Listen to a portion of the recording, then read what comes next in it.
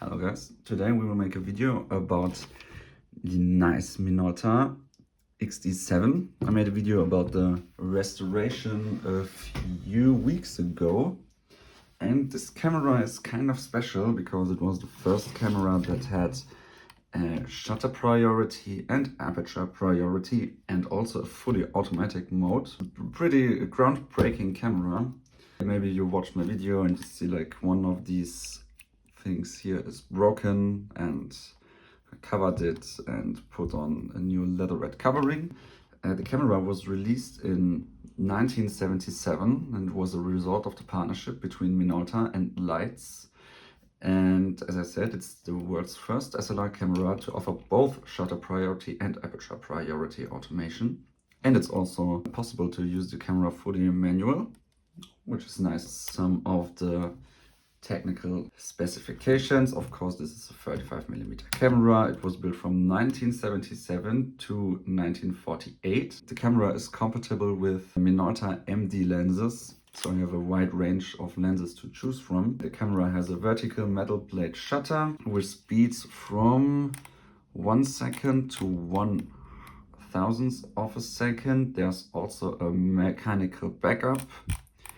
This O here, of course, the camera has a bulb mode. The camera has through the lens center weighted metering, and of course you have manual focus. In the viewfinder you have the indication for the recommended shutter speed and aperture. I will show that in a second. The camera weighs about 570 grams without the lens. The camera uses two SR44 batteries, something like this, but I prefer to use these ones. It's like just two batteries stacked on top of another. The camera has a self timer. I also have a double exposure function, depth of field preview, and an eyepiece shutter. But first let's get started with the battery. So LR or SR44 battery. Go to the bottom of the camera and remove this piece here. Yeah, and you have like this nice cup. Put the battery in there. And then again, clockwise, close the battery compartment. This thing has some damage, I think, but it works pretty good. Let's have a look. Everything works fine. Yes, I will go quickly over all the parts. So this is the film rewind knob. Of course, it works only when you took a picture. After that, you can advance the film. Underneath this nice soft shutter release button is the shutter button. Here, of course, is the time wheel where you can use your time, your shutter speed. Here is the frame counter. This thing here is for the light. When you look through the viewfinder, you can see the different aperture settings or the shutter speeds.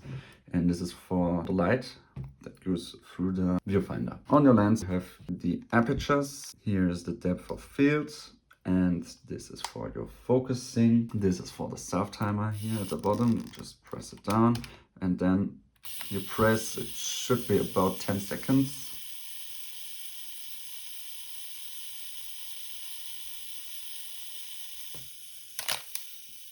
Yeah. Here you can choose between the different modes. M is for completely manual. That means you have to choose the time and the aperture yourself. You have A for aperture priority. That means you can choose aperture and it chooses the speed for you.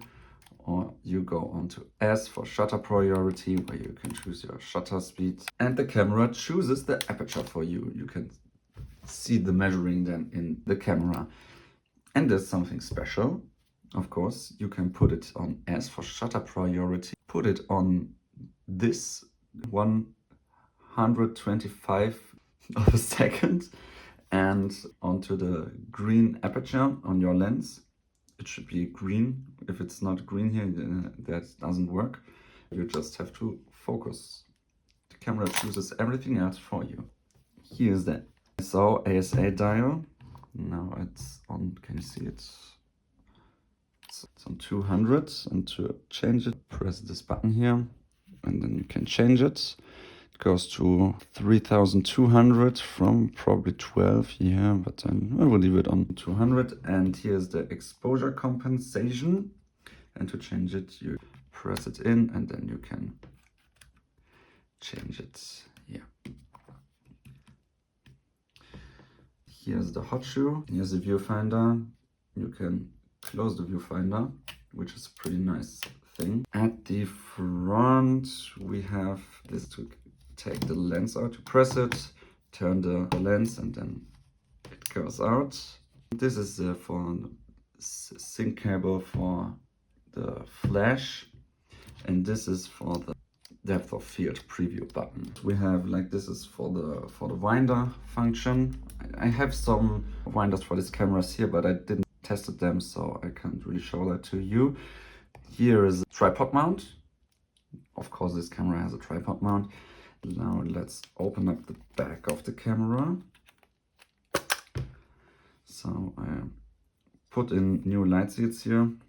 Now we can start putting in a film. So take your roll of film, place it inside the chamber here. And now here into one of these. This should work. Now you see.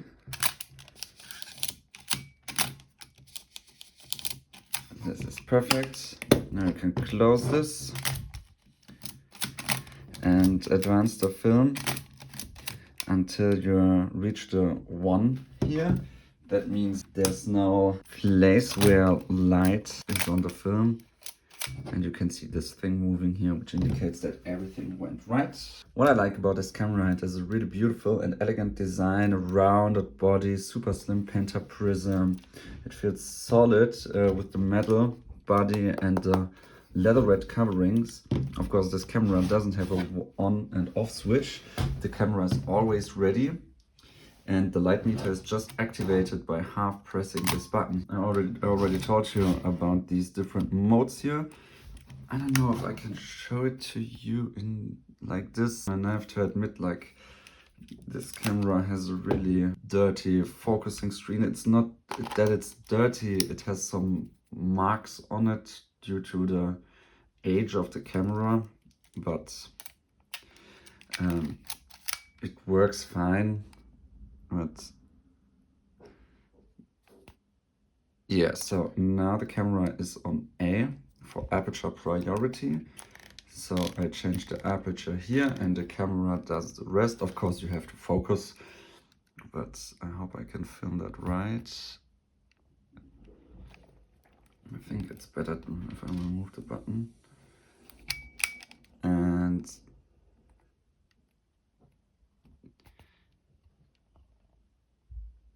yeah, so if I half press now, you can see I'm half pressing and the camera now tells me, yeah, 1/30th of a second. And if I change the aperture ring, I do that now. Oh, what a bad tutorial. And you can see now it's on 1/1000th of a second when I choose f5.6. And the same thing if you go on shutter priority. Now the indicator switched and we have the apertures here, and if I half press the button,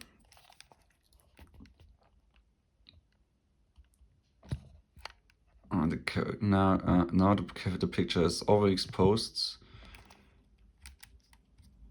So I go to 1. It's still overexposed.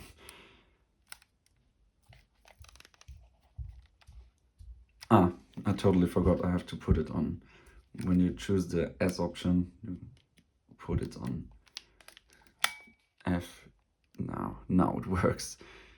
So now when I change the shutter speed,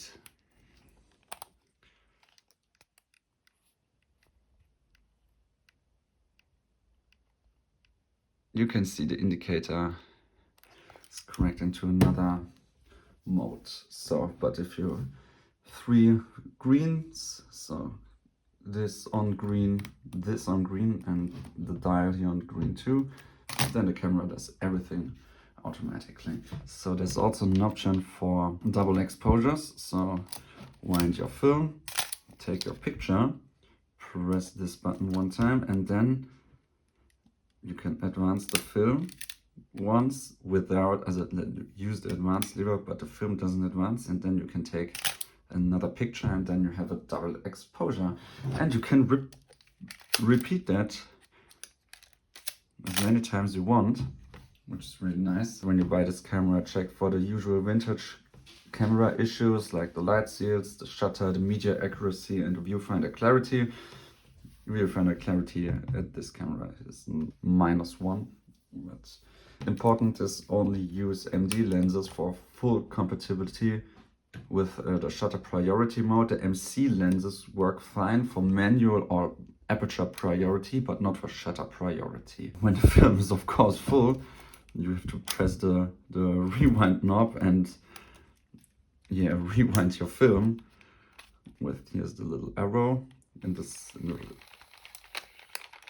and then you can open this up again and take your film out. In my personal experience, I use this camera for one film here in my city. I will show some pictures I took with it right now. I think it's a nice camera. Maybe I should attach a bit better lens, because this is at some moments the lighting situation with this lens wasn't always perfect. Nice to use camera, pretty easy to use. It is full automatic, and it's a bit cheaper than like a Canon A1 or other really expensive cameras on the film market. So I hope you liked this guide and this review. Tell me in the comments if I make another video about other cameras, which cameras I should review next. Like, comment and share this video. Tell me your experiences with this camera, and see you next time.